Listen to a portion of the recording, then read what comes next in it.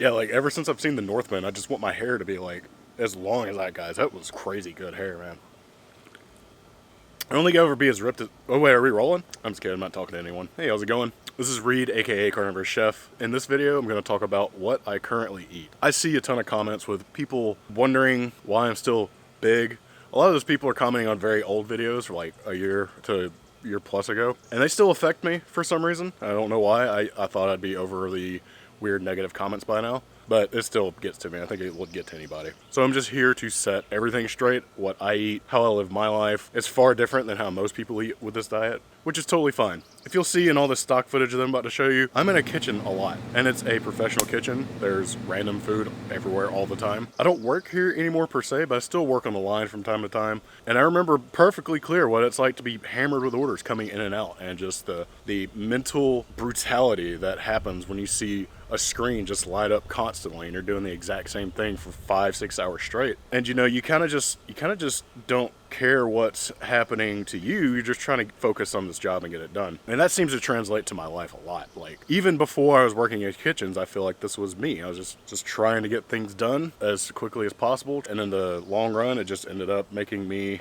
not care as much. And that led to bad habits as an adult.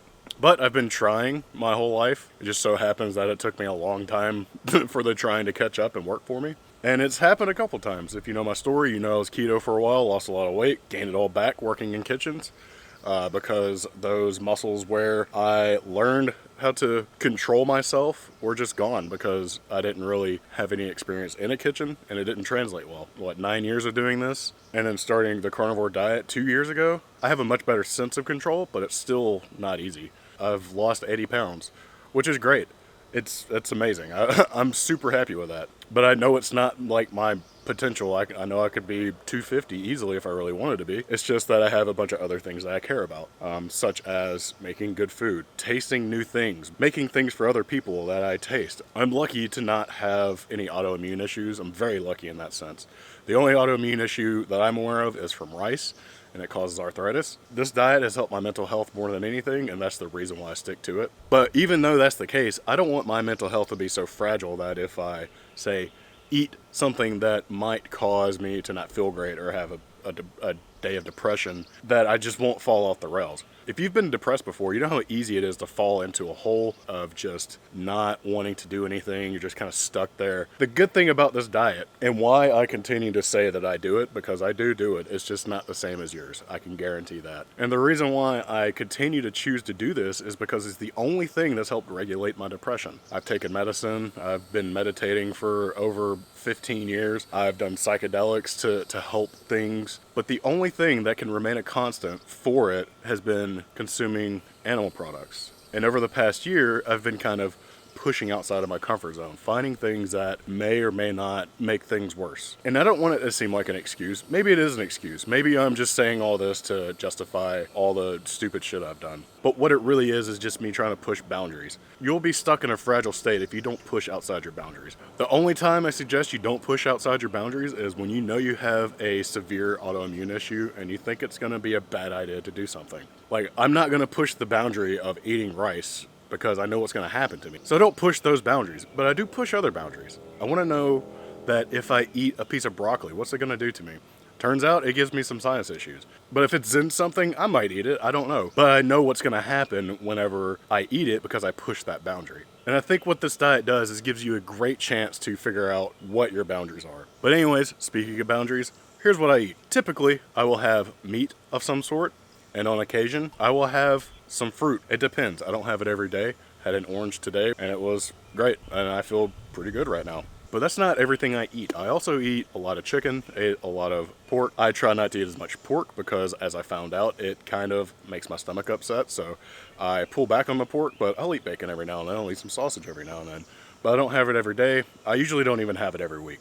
The bulk of my food is beef and chicken. And that seems to be the case for a lot of people that I follow, a lot of people I know. Even people that aren't doing this diet that eat meat is typically beef and chicken. But here's what I also eat. On the days that I'm extremely busy and I found myself in a stressful situation, such as working a line on a kitchen, and I see some bread just kind of sitting on top of the bread warmer, it takes everything in me to not dip that bread in that butter and eat it. Because likely, I've been standing there for 3 to 4 hours already, and at this point, I'm exhausted mentally and physically from standing on concrete for so long. And the only thing that sounds like it would make me feel better is eating something. And I know logically, when I start to go put this bread in my mouth, that I shouldn't eat this. It's not that bread makes me feel bad personally, but what it does do is it helps me retain weight. But against my better judgment, I eat it. So that happened. Also, what I drink is stuff like this. I spent a full year without drinking soda, which even before this diet, I've been drinking diet soda for a long time. But even I thought that was like probably not the best for me. So I spent that year not drinking any. And you know, slowly it builds back. And now it's to the point where I probably have at least one soda and one energy drink, which right now I'm trying to cut out the energy drinks because I am a caffeine whore. And I don't think I need to be. I probably consume way too much caffeine. That's just been a lifelong issue. I don't know. But I'm working on that. It's not easy. It's just like everything else I've quit. I've quit nicotine many times now. I haven't smoked in over 10 years and quit vaping in 2019. So it's safe to say that I have a somewhat of an addictive personality. Another thing I do is I drink from time to time. I don't drink like I used to at all. I used to drink only beer and I would drink a lot of beer. This is what contributed to me gaining back up to 400 pounds before this diet. It's not the only contributing factor, but it's definitely a big one. But now I'm moderated. I probably drink once a month. And by drink once a month, I mean I get drunk once a month. I may have a glass of wine at the end of the night here, but other than that, there's no real desire to drink. So now that you know all that, you probably know why I look the way I do. I truly don't care about how I look anymore. I've been through stages of body dysmorphia ranging from like, I look fantastic when I definitely didn't, to I look disgusting when I didn't, which is just not a great mindset to be in. So I've been trying to take more of a moderate approach to my life, and that's been very difficult as somebody that's been all or nothing for most of my life. But it has helped me calm down. It's pulled my stress levels just way down, because I don't care as much about nitpicky things. I feel like I look fine with my shirt off. I don't know if that's just from age, but I feel like it's partly from this diet. I feel like this diet has helped me understand nutrition better. It's helped me understand my body better.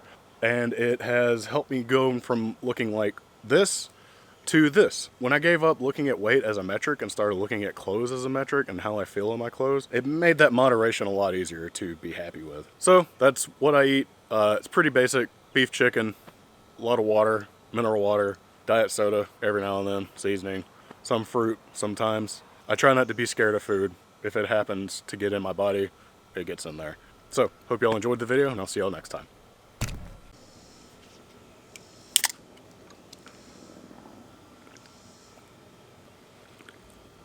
I only go over be as ripped as... Oh wait, are we rolling?